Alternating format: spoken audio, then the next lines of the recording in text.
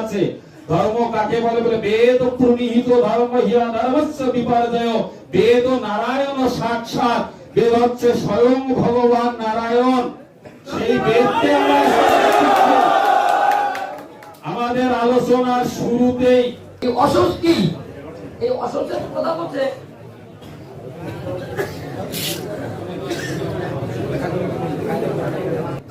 অসংখ্য ভক্তবিন্দু হয়েছেন, তাই সবার এই বিচার বিবেচনা আছে যে অসুখ আমরা কি নিয়ে করি।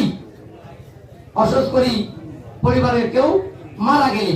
কতদিন করি সেটা শাস্ত্রে বলছে একমাত্র ভগবান শ্রীকৃষ্ণ যে যারা সুনিপুণ ভাবে শুদ্ধির আকাঙ্ক্ষা থাকে সেটা 10 দিন। তাই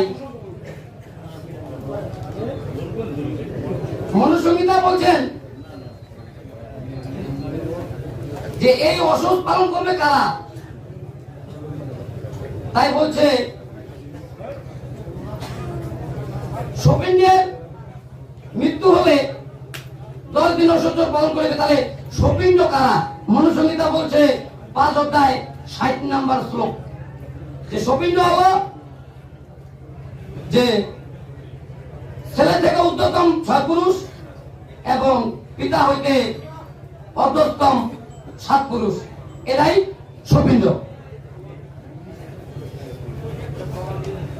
তাই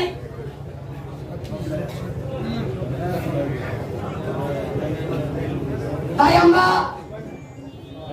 কিছুক্ষণ আগে শুনেছি যারা অপমৃত্যু হয় তাদের কতদিন অসৎ বা শ্রাদ্ধ কার্য করা হইবে।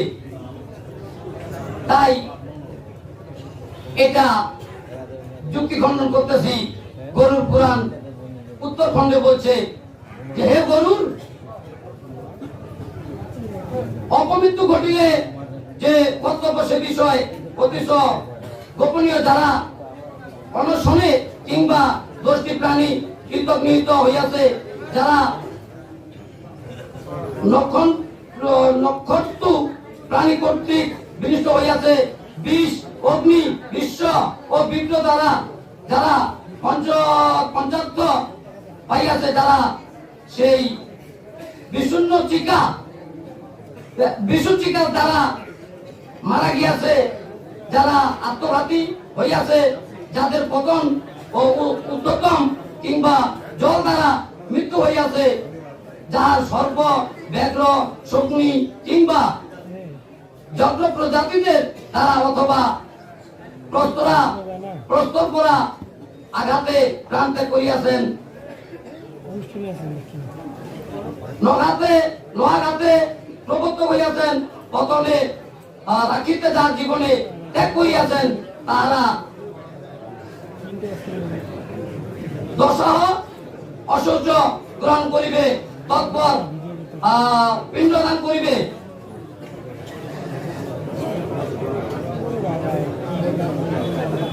অতএব সেই ব্যক্তির শুভাকাঙ্ক্ষী পুত্র পুত্রদি সপিণ্ড ব্যক্তি লোকজন হয়ে একাদশায় নারায়ণ বলি দিবে।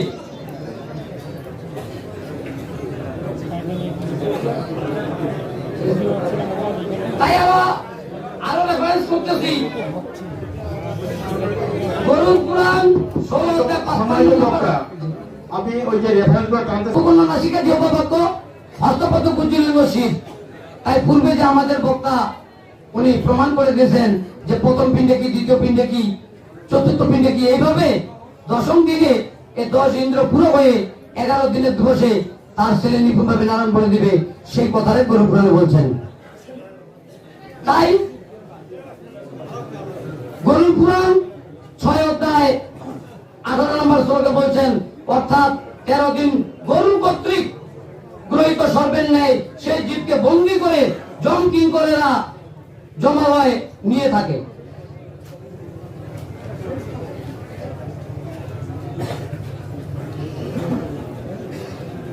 তাই গরুর পুরাণ মৎস্য পুরাণ 18 অধ্যায় 6 নম্বর শ্লোকে বলছে যে মৎস্য পুরাণে বলা হয়েছে যে ব্যক্তি 12 দিন পর্যন্ত আপন গৃহে থাকেন, জমালয় নিতে হয় না, সেই ব্যক্তির 12 দিন পর্যন্ত আপন গৃহকে পুত্র কন্যা থেকে দেখতে পায়।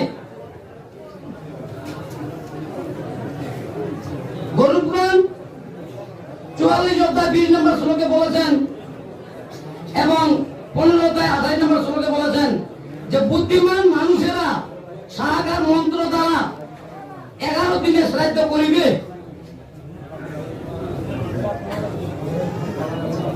নারদীয় সংহিতা 25 অধ্যায় 8 নম্বর শ্লোক বৈষ্ণবীয় শ্রাদ্ধ কার্য দিবস অসংখ্য পঞ্চরাত বৈষ্ণবগণকে স্পর্শ করে, তবে ইহা কৌতুকে বলিয়া জানিবে বৈষ্ণবীয় শ্রাদ্ধ কার্য একাদশ দিবস।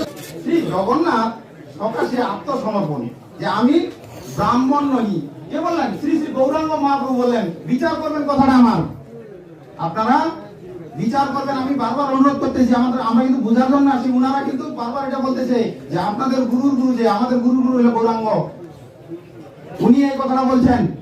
তার ভক্ত হইল এই যার কথা বললেন যে 13 দিন না 14 দিন ওনারাই জানে, শাস্ত্রে তো এটার কোনো প্রমাণ বা রেফারেন্স নাই।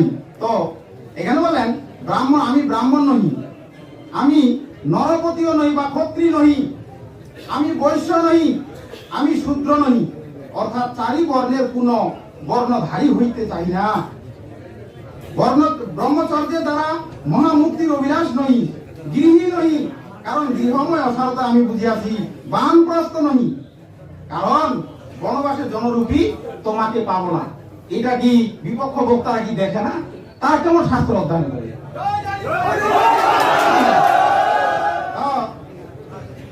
কারণ বনবাসে জনরূপী তোমাকে পাবো না জানি, এবং আমি ক্ষত্রিয় নহি, কারণ জ্যোতি নহি, কারণ জ্যোতি ধর্মের প্রেম ধর্মের বিকাশ নাই, অর্থাৎ আমি 4 আশ্রমের কোনটির অন্তর্ভুক্ত নহি। এটা কি ওনারা দেখতে পান না? ভক্তবৃন্দ পূর্বে আলোচনা হলে আপনাদের চরণ কমলে করা ধরে আমি অনুরোধ করতেছি, বিচার করবেন কথাগুলা। রেফারেন্স ছাড়া আমরা এখান থেকে যাবো না, যে কথাটা বলবো রেফারেন্স দিয়ে যাবো কমিটিকে। তো আমি কেবল তাহলে ভগবান কোথায়? সেই মন মহাপ্রভু কোথায়? আমি কেবল উদ্মিত পরমানন্দপূর্ণ সুধা সাগর রূপ গোপীনাথ, গোপী প্রেমের রাজাধিরাজ। তাই শ্রীকৃষ্ণের চরণ পদ্মে সেবা করো, সেবক দিয়ে তারও সেবক, দাসের দাসানুদাস, জয় জয় গৌর নিতাই অদ্বৈত প্রেমানন্দ। তো আরেকটি কথা বললেন যে আসলে শাস্ত্র আমাদেরকে পড়তে হলে সমস্তটা পড়তে হবে। জিতার জন্য একটা পাতা পড়বো, পরের পাতাটা আমরা ঢাকা দিয়ে দেবো, এটা নাই। আমাদেরকে ক্লিয়ার ভাবে জানাইতে হবে যে যদি আমরা জমি মাপে নেই, যদি সৎ জ্ঞানী মানুষ হয়, সৎ মানুষ হয়, অপরের জমিটা আগে মাপে দিবে, তারপর নিজেরটা নিবে, এটাই হলো সত্য। তো এখানে কথা আছে যে উনি বললেন, পূর্বে বিপক্ষ বক্তা বললেন যে একটা লাইন খালি দেখাও 4টে বর্ণের জন্য আছে নাকি, 11 দিনে বলে খালি ব্রাহ্মণের। তাই আমি আপনাদের বলতেছি, এখানে দশহং সবমা শৌচং সপিণ্ডস্য বিদয়েতে জননে হেপেম সান্নি পুরাং শুদ্ধি মিথ্যাতম বলা হয় পুরাণ 188 1 থেকে 7। এখানে বলা হয়েছে 11 দিনে যথাবিধি একদিষ্ট বিধানে পিণ্ডদান করিবে মনুষ্যগণের মধ্যে বিপ্র। বিপ্র কি আলাদা নাকি? এটা কি গাছ না অন্য কিছু নাকি? বিপ্র কি? বিপ্র ক্ষত্রিয়। এই ক্ষত্রিয় কি? ওনারা বলতেছে খালি বিপ্রর জন্য লেখা আছে, আর 4 বর্ণের দেখান। এখানে লেখা আছে স্পষ্ট ভাবে যে এখানে মনুষ্যগণের মধ্যে বিপ্র, ক্ষত্রিয়, বৈশ্য বা শূদ্র, এই 4 বর্ণে 11টি বিধি, এক রূপ। আপনারা দেখে নেবেন।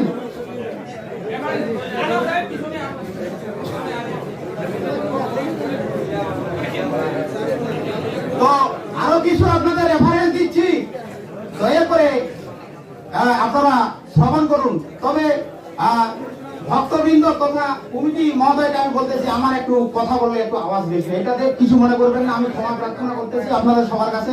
আমি ভাষায় কথা বললে একটু জোরে আওয়াজ হয়।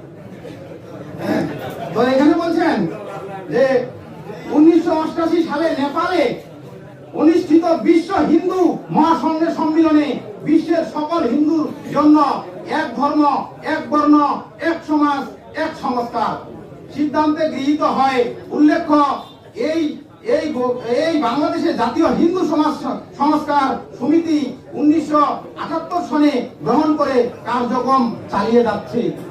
এটা হলো পত্রিকার রেফারেন্স। তো 1975 সালে নারায়ণগঞ্জে অনুষ্ঠিত সনাতন ধর্ম মহামন্ডলের সভায় ডক্টর মহানাম ব্রত ব্রহ্মচারী পুরোহিত শাস্ত্র বিশারদ তিনি রাসমোহন চক্রবর্তী ও শিব শঙ্কর চক্রবর্তী উপস্থিত সেই সভায় ছিলেন। সর্ববর্ণ দশায় সর্ববর্ণের জন্য দশা ঐশ্বর্য পালনের সিদ্ধান্ত সম্পূর্ণ শাস্ত্রসম্মতভাবে গৃহীত। আমরা শাস্ত্র ছাড়া কথা বলি না, যতগুলো পূর্বে থেকে বলে আসছি রেফারেন্স দেওয়ার চেষ্টা করছি। তো উনি কি ব্রাহ্মণ ছিল না? যে এটা গ্রহণ করেছিল উনি কি ব্রাহ্মণ ছিল না? অবশ্যই ব্রাহ্মণ ছিল, আমাদের বুঝতে হবে। প্রচারে বাংলাদেশ জাতীয় হিন্দু সমাজ সংস্কার সমিতি তাদের এখানে স্বাক্ষর আছে।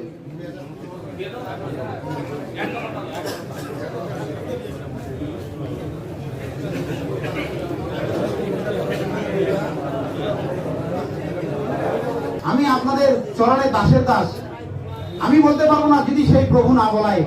তিনি সব কারণের কারণ। তাই বলছেন শাস্ত্রে যে ঈশ্বর পরম কৃষ্ণ সচিদানন্দময় বিগ্রহ অনাদিরাদি গোবিন্দ সর্ব কারণ কারণ। তাই এখানে কিছু রেফারেন্স দিচ্ছি, কমিটি মহোদয়কে দৃষ্টি আকর্ষণ করতে চাচ্ছি। আপনারা কড়াই গন্ডায় আমাদের কাছে বুঝে নেবেন। বিপক্ষ দলীয় যত কিছু কথা বলুক আপনাদেরকে আমরা রেফারেন্স দিয়ে এখান থেকে যাব।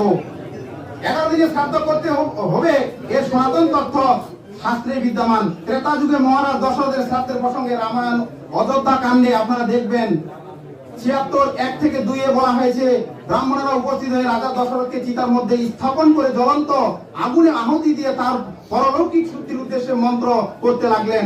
দশাহ অতীত হলে ভরত শ্রাদ্ধ করে পবিত্র হলেন।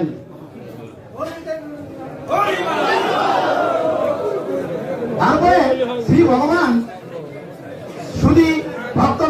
শুধু ভক্তমন্ডলী আপনারা দয়া করে আমার এই অধমের কথাগুলো আপনারা শ্রবণ করুন। তবে প্রত্যেকটি শাস্ত্রীয় কথা, আমি কোনো বাংলার কথা বলি না। তো শ্রী ভগবান আরো বললেন গরুর পুরাণ উত্তরখণ্ডে 6:55 নম্বর শ্লোকে। তো পুরাণের কথা পূর্বে আমি বিচারক ভাবে এনেছিলাম যে গরুর পুরাণ হলো সাত্বিক পুরাণ। এই সাত্বিক পুরাণের কথা যদি মান্য না করা হয়, এটা এই কথাটা যে বারবার বলতেছি, এটা কি বিপক্ষ বক্তারা কি শুনে না? এটা কি ভক্তবৃন্দরা শুনে না যে এটা সাত্বিক পুরাণ থেকে আমি কথাগুলো বলতেছি? 1000 প্রমাণ হলো এটা গ্যারান্টেড। তো এখানে বলছেন যে 6:55 নম্বর শ্লোকে সপিণ্ড হে পক্ষীন্দ্র, এই সপিণ্ড করণের বিধি বলিলাম, 11টি বিধানের বিধি শ্রবণ করো। এই 11টি বিধান এখানে কি বলছেন যে 2468টি শ্লোক আমরা এখানে প্রমাণ করে দিয়ে যাব। আপনাদের আমরা কথা দিয়ে গেলাম। জয় জয় রাধা কৃষ্ণ।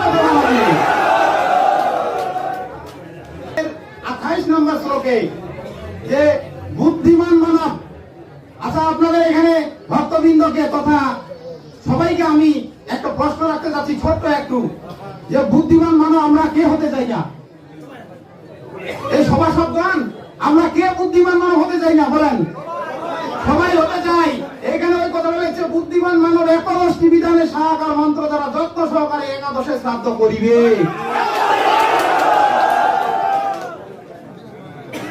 তো এবারে যাবো উষণ সংহিতায় 7:10 নম্বর শ্লোক 259 পৃষ্ঠায়। এখানে বলছেন 4 জন ব্রাহ্মণ ভজন করাইবে, জ্ঞাতিগণ সকলে দ্বিতীয় দিন খোর কার্য করিবে, অসুচের মধ্যে যে দিন হয় সেই দিন খোর হইবে। ইহা বুঝাইবার জন্য, যদি এই কথাটা আপনারা কেউ না বুঝেন সেটা বোঝার জন্য নিচে ব্যাখ্যা করে লিখে দিচ্ছেন কথাটা। ইহা বুঝাইবার জন্য মৃত্যান্তরক্ত অশৌচান্তের দিন না বলিয়া দ্বিতীয় দিন বলিয়া উক্ত হইল। 10 দিনে অশৌচ, 11 দিনে শ্রাদ্ধ। জয় জয় রাধা কৃষ্ণ। তো স্কন্দ পুরাণ নবরখণ্ড 4368 পাতায় শ্লোক 45। এইবার এখানে বলছেন যে ইহার পর যন্ত্রাত্মক দারুণাকৃতি নর ব্রহ্মঘাতী ও অন্যান্য পাপকারী ব্যক্তিও এখানে নিরূপিত হয়। যে আমরা যে জ্ঞানে অজ্ঞানে যে পাপ কর্ম আমরা করে থাকি, এটাতে আমরা কিন্তু মহাপাপী হই। এটারও কথা এখানে বলছেন। খালি 4 বর্ণের কথা নয়, খালি ব্রাহ্মণের কথা নয়, এখানে এই কথাটাও বলছেন যে অন্য পাপকারী ব্যক্তি এখানে নিরূপিত হয়। ইহাদের মধ্যে দ্বাদশ শ্রাদ্ধ প্রদত্ত হইলে, বিপক্ষ বক্তারা বলতেছে খালি 12, খালি 12। এটাকে আমরা কি বাসায় কি বইয়ের ফেক পেরি ঘুরিয়ে কি?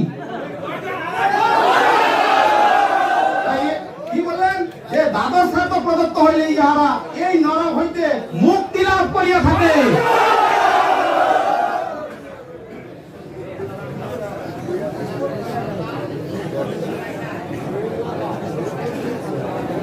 তো এবারে গরুর পুরাণ উত্তরখণ্ডে 34 অধ্যায় 38 নম্বর শ্লোকে বলা হয়েছে যে একাদশায় যে শ্রাদ্ধ করা হয়, দর্শক শ্রোতা আপনাদের বারবার আমি অনুরোধ করতেছি যে আমি খুব ছোট্ট একটা মানুষ, আমার কথাগুলো আপনারা অবশ্যই বিচারপূর্বক করবেন। আমি কমিটি মহাদয়কে বলতেছি, আমার কথাগুলো আমি রেফারেন্স ছাড়া যাবো না, যেটা কথা বলবো রেফারেন্স দিয়ে যাব, কথাগুলো একটু খালি আমার বিচারপূর্বক ভাবে দিবেন দয়া করে। তো এখানে বলছেন গরুর পুরাণ উত্তরখণ্ডে 34 অধ্যায়ের 38 নম্বর শ্লোকে যে নিজে শুনুন, অপরকে শোনার সুযোগ দিন। আপনি যদি কথা বলেন আরেকজন শুনতে পারবে না। ধন্যবাদ। বিনয়ের সাথে অনুরোধ, আপনারা গোলমাল করবেন না। এই পর্যায়ে অপর পক্ষকে বক্তব্য উপস্থাপনের জন্য সবাই অনুরোধ করছি। আলোচনাটা হলো, উনি বলেছেন যে বৃহৎ নারদীয় সংহিতা, বৈষ্ণবদের 11 দিনের শ্রাদ্ধ বৃহৎ নারদীয় সংহিতা, এই রিফারেন্সটা পুরা ভুল। এইরকম আর আমি সর্বপ্রথম জানতে চাবো আমাদের 18 মহাপুরাণ, 18 উপপুরাণ, আরো যত শাস্ত্র আছে স্মৃতি থেকে, ওনারা একটা জায়গা থেকে দেখাবেন 4 বর্ণের অসহজ 10 দিন, 4 বর্ণের একটা লাইন 4 বর্ণের মূল শ্লোকে থাকতে হবে, সংস্কৃত শ্লোক এবং অনুবাদ। 4 বর্ণের অসহজ 11 দিন, এই রকম একটা শ্লোক ওনারা দেখাবেন। আর পূর্ববর্তী আলোচক মহোদয় আলোচনা করেছেন, দুঃখের বিষয় উনি আলোচনার মাঝে বললেন এই শ্রাদ্ধ করেই পিতা মাতা নরকে যাচ্ছে। ওনার আলোচনা অন দা রেকর্ড রয়েছে, উনি বলেছেন এই শ্রাদ্ধ করেই পিতা মাতা নরকে যাচ্ছে। তাহলে কি পিতা মাতা শ্রাদ্ধ বাদ দিবেন কিনা এটা বিচার কার্য।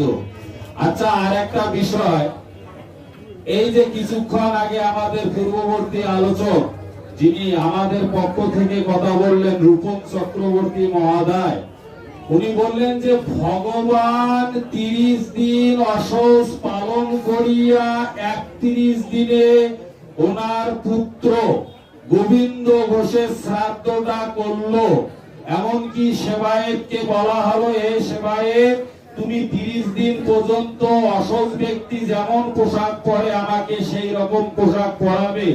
দুঃখের বিষয়, এই গৌরাঙ্গ মহাপ্রভুর স্নেহধন্য কৃপা পাত্র এবং একনিষ্ঠ ভক্ত ছিলেন গোবিন্দ ঘোষ। তাহলে ওনারা কি মহাপ্রভুকে মানেন না? গোবিন্দ ঘোষকে কি মানেন না? এই বিষয়গুলো একটু করে দেখবেন। আমরা বারবার একটা কথা শুরু থেকে বললাম যে দাদারা, আপনারা যে প্রতিষ্ঠান থেকে এসেছেন সেই আচার্যের গ্রন্থ আমরা 4 দিলাম। পূর্ববর্তী আলোচক আরো বলছেন যে যেখানে সার্থিক পুরাণে কথা হবে সেখানে বেদ মানা যাবে না। উনি বলছে যে বেদের কথা সেখানে হবে না। এই অমল পুরাণে নাকি, অমল পুরাণ পরে দেখতে হবে আমাদেরকে। সেখানে ভাগবত মহাপুরাণের 6ম স্কন্ধের 1ম অধ্যায়ের 40 নং শ্লোকে বলা আছে, ধর্ম কাকে বলে বলে বেদ প্রণীহিত ধর্ম হিয়া ধর্মস্য বিপর্যয়। বেদ নারায়ণ সাক্ষাৎ, বেদ হচ্ছে স্বয়ং ভগবান নারায়ণ। সেই বেদকে আমাদের আলোচনার শুরুতেই আমাদের প্রথম যিনি আলোচনা করেছিলেন উনি সুন্দর করে বিচারক মহোদয়গণদেরকে এই বিচার যে কার্যক্রমের যে বিধি আমাদের শাস্ত্রে আছে সেটা উনি দিয়ে দিয়েছেন। সেখানে বলা আছে যে শ্রুতি স্মৃতি পুরাণাং বিরোধন যত্র দৃশ্যতে তত্র সৌত প্রমাণাত্ম তয় স্মৃতির বরা। যেখানে শ্রুতি এবং স্মৃতি পুরাণ বিরোধ দেখা যায় সেই স্থানে শ্রুতি কথিত বিধি বলবান, স্মৃতি বাক্যের সঙ্গে বেদ বাক্যের যদি বিরোধ দেখা দেয় সেইখানে বেদ বাক্যেই বলবান থাকবে।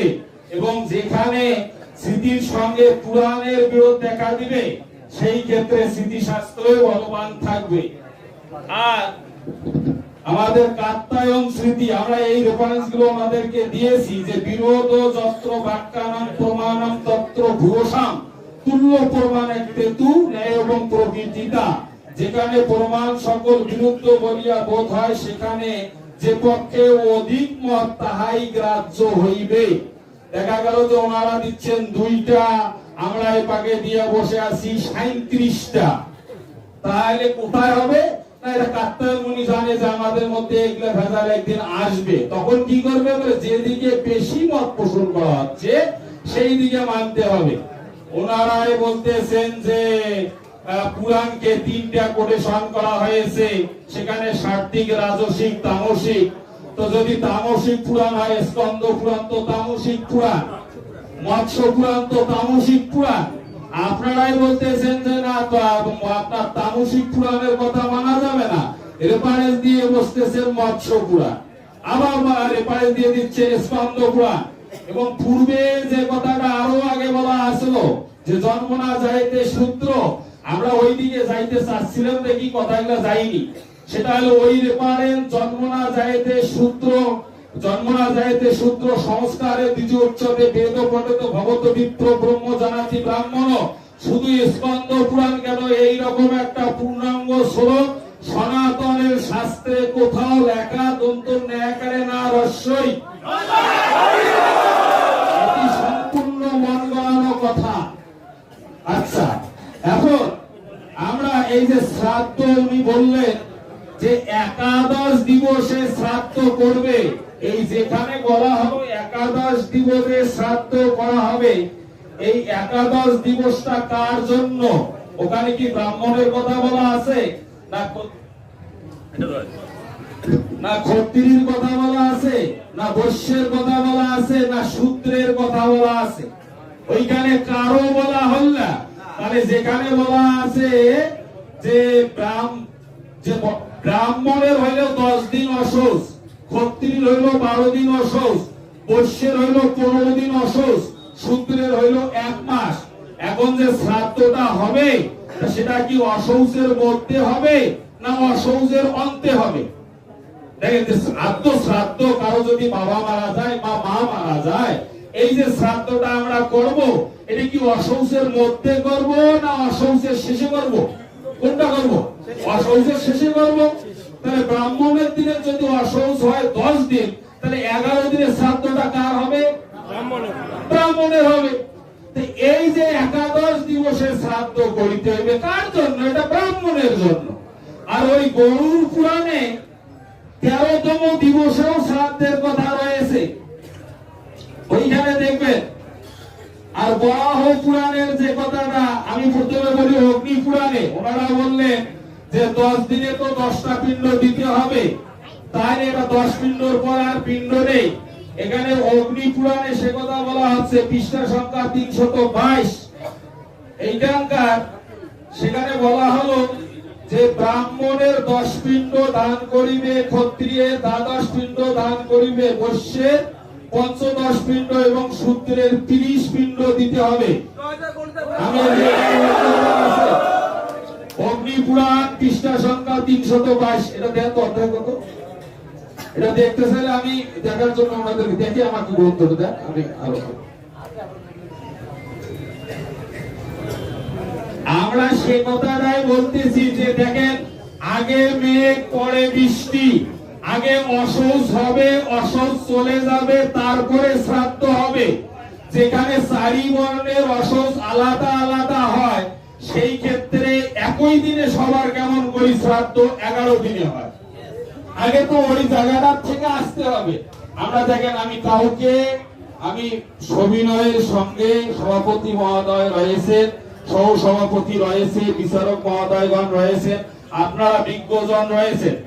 আমরা একটা আলোচনা এমন ভাবে করতে চাচ্ছি যে আলোচনাটা স্টেপ বাই স্টেপ করতে চাচ্ছি। আমার যেখানে অশৌচ নিবৃত্তি কমপ্লিট হচ্ছে না, এখন অশৌচের মধ্যে শ্রাদ্ধ যে করা যায় না, এই আমি প্রমাণগুলো দিচ্ছি।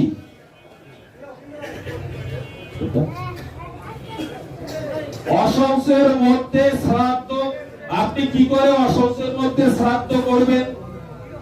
এখানকার বিষ্ণু পুরাণের 18 অধ্যায়, বিষ্ণু পুরাণ 3য় অংশ 18 অধ্যায় 20 নং শ্লোকে এবং 18 নং শ্লোকে বলা হচ্ছে যে দান পূর্তিগ্রহ, অশৌচকালে দান পূর্তিগ্রহ যজ্ঞ অধ্যয়ন করিবে না। অশৌচকালে দান পূর্তিগ্রহ অধ্যাপনা করিবে না। এখন কারো যদি অশৌচ হয় 15 দিন, তিনি কেমন করে 11 দিনে শ্রাদ্ধ করবে, কি করে দান করবে, কি করে গীতা পাঠ দিবে? এখানে শ্রাদ্ধও করা যাবে না, দানও করা যাবে না। আর শ্রাদ্ধ কাকে বলা হয়? প্রেতের উদ্দেশ্যে, প্রেতের মঙ্গলের উদ্দেশ্যে শ্রদ্ধার সঙ্গে ব্রাহ্মণকে যা দান করা হয় তার নাম শ্রাদ্ধ। এই যে আমার বাবা মারা গেল কিংবা কারো মা মারা গেল, আমার অশৌচ হইল, আমি ক্ষত্রিয় মানুষ, আমার অশৌচ হইল 12 দিন 13 দিনে শ্রাদ্ধ করব, আমি কি করে 11 দিনে দান করব? আচ্ছা,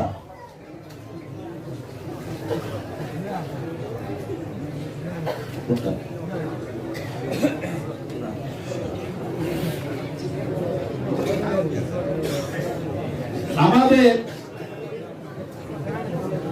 আবারও বলা হচ্ছে মার্কণ্ডীয় পুরাণ, মার্কণ্ডীয় পুরাণে বলা আছে জনন অশৌচ মরণ অশৌচ বিপ্রগণ 10 দিন যাবৎ দান হোম নিত্যকর্ম বর্জিত হইয়া অবস্থিত করিবে। ক্ষত্রিয়গণ 12 দিন, বৈশ্যগণ 15 দিন এবং শূদ্রগণ 1 মাস। এই 1 মাস শূদ্রগণ অশৌচের মধ্যে দান করতে পারবে না। ব্রাহ্মণগণ 10 দিন অশৌচের মধ্যে দান করতে পারবে না। ক্ষত্রিয়গণ 12 দিনের মধ্যে দান করতে পারবে না। 12 দিন নিবৃত্তি হলে আত্মশ্রাদ্ধ যে দিনটা আছে 13তম দিবসে তিনি দান করতে পারবে। এটি বর্ণভেদে। আবার এটি মার্কণ্ডীয় পুরাণের 35 অধ্যায়ের 40 এবং 41 নং শ্লোক। আবার আমি এপারে আরো দিচ্ছি পূর্ব পুরাণের উপরিভাগ 33 অধ্যায় শ্লোক সংখ্যা 2, সেখানে বলা আছে এই অশৌচ অবস্থায় নিত্য কাম্য অন্য বিহিত কর্ম কিছুই না করিবে। মনে মনে বেদের আলোচনাও করিবে না। যদি কেউ অশৌচ থাকে, এই অশৌচ অবস্থায় শ্রাদ্ধা গীতা পাঠ আবার আপনার বেদের আলোচনা মনে মনেও করা নিষেধ। তাহলে আমি যে বাড়িতে শ্রাদ্ধ করব অশৌচের মধ্যে যদি হয়, তাহলে কি করে দান করব, কি করে পাঠ করব? এটি যদি হয়ে থাকে সম্পূর্ণ অশাস্ত্রীয়।